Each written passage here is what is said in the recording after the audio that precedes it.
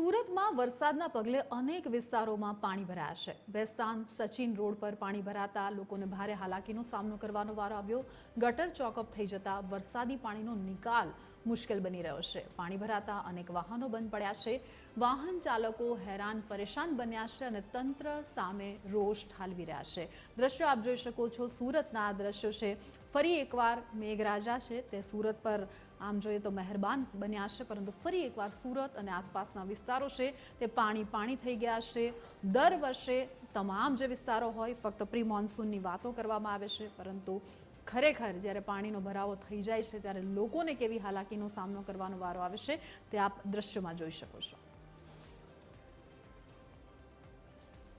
તો સુરતમાં કેવી પરિસ્થિતિ છે, તમામ પરિસ્થિતિનો ચિતાર આપી રહ્યા છે સીધા જ અમારા સંવાદદાતા દિવ્યેશ પરમાર અમારી સાથે જોડાઈ રહ્યા છે। દિવ્યેશ, જે રીતે કહેવાય કે સુરતમાં ફરી એકવાર પેલા ખાડીપુરે પરેશાન કર્યા, ફરી એકવાર સારો એવો વરસાદ વરસી રહ્યો છે, પરંતુ લોકોની પરિસ્થિતિ જેમની તેમ એ જ હાલાકી, એ જ પ્રી મોન્સૂનની કામગીરીના જે છબરડા છે તે સામે આવી રહ્યા છે।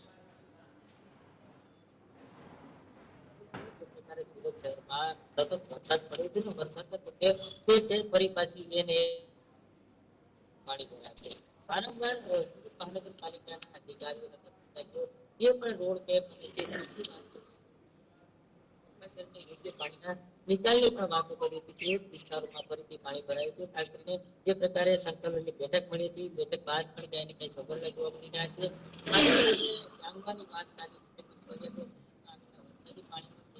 કરવો હાલ અશક્ય બની રહ્યું એવું લાગી રહ્યું છે। તેવી રીતે સુરતના વીરપુર, બેસ્તાન સહિતના જે વિસ્તારો છે કે જ્યાં પાણી ભરાયા હતા ને જે પ્રકારે પાણી ભરાવાની સાથે જ અનેક વાહન ચાલકો જે છે તેના વાહનો બંધ પડ્યા હતા અને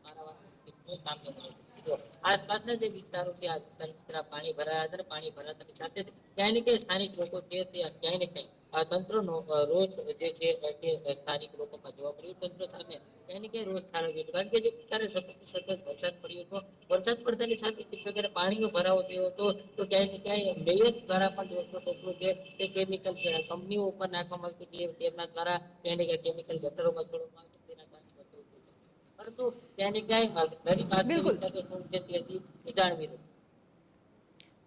બિલકુલ આભાર દિવ્યેશ આ સમગ્ર માહિતી બદલ। તો જે સુરતના દ્રશ્યો આપ જોઈ રહ્યા છો, જે રીતે વરસાદ ખરેખર એક મહેર લઈને આવતું હોય છે ભર ઉનાળા પછી, જે પ્રકારની ગરમી, પરંતુ જે રીતનો વરસાદ પડી રહ્યો છે અને જે રીતનું તંત્ર કામગીરી કરી રહ્યું છે, જ્યાં જુઓ ત્યાં થોડા જ વરસાદમાં પાણી ભરાવાની પરિસ્થિતિ, અને સુરતમાં આ વખતે થોડો વધારે વરસાદ બેક ટુ બેક પેલા ખાડીપુરે પરેશાન કર્યા, અને અત્યારની પરિસ્થિતિ આપ ડ્રોનના દ્રશ્યો જોઈ શકો છો કે એક સાઈડનો આખો રસ્તો છે એ સંપૂર્ણપણે પાણીમાં ગરકાવ થઈ ગયો છે અને અલ્ટિમેટલી લોકોને હાલાકીનો સામનો કરવાનો વારો આવે છે।